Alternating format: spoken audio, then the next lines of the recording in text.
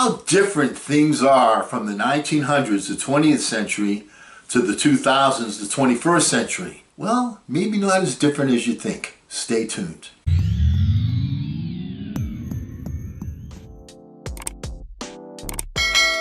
Hello again, everyone. I'm Eli's dad with Project Eli, where we educate, we lead, and we inspire. And in the last couple of videos, I've been pointing out how history tends to repeat itself, not necessarily with the same technology, but with the same concepts, similar ideas. We're going to talk a little bit about race relations, 1900s versus today, right now, so stay tuned. In 1900, 9 out of every 10 African Americans still lived in the South, and 80% of them worked as sharecroppers. Southern sharecroppers, both black and white, rented land, seeds, equipment, homes, and sustenance from local landowners. Now, by law, these landowners could keep their books secretly so that the tenants were never allowed to see the status of their own accounts nor question the prices that they were given for their crops. For sharecroppers, each year's crop invariably fell short of breaking even, maintaining the power. Now, in 1896, in the Plessy versus Ferguson case before the Supreme Court, they ruled that separate facilities for black and white Americans did not violate the Constitution as long as the facilities were of equal quality, the so-called separate but equal precedent. What happened?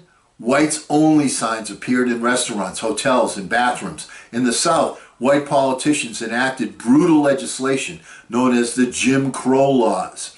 These laws legally established a segregated society and informally turned a blind eye to white violence, particularly lynchings against African Americans. In the United States, you had a situation in the 1890s where over 200 African Americans were being lynched every year in the Deep South, where African Americans who had, at least for black men, had won the right to vote.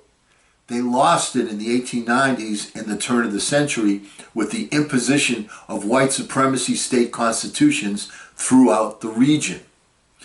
You had the imposition of racial segregation and public accommodations so that states and city councils passed laws requiring a ridiculous register of restrictions on interactions between blacks and whites. As an example, the city of Birmingham, Alabama passed a local ordinance making it illegal for blacks and whites to play checkers together. Now, how is that different from gerrymandering taking place right now in many states? All right, what is gerrymandering?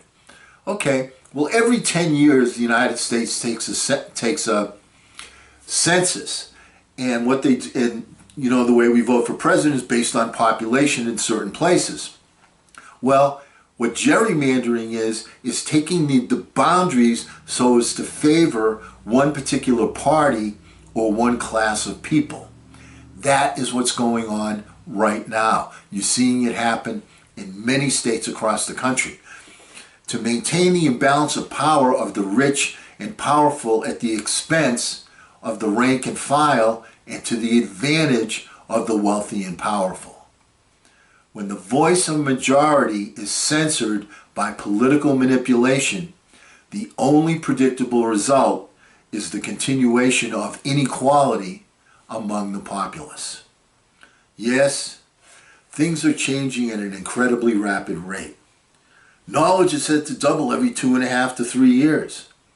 Until that rapid change in technology is congruent with social change in the hearts and minds of men everywhere, who can say that the human race is not being run in cement shoes? That is, immovable Air Jordans. Until we get together next time, remember always, you don't ration the passion, fashion the passion. I'm Eli's dad.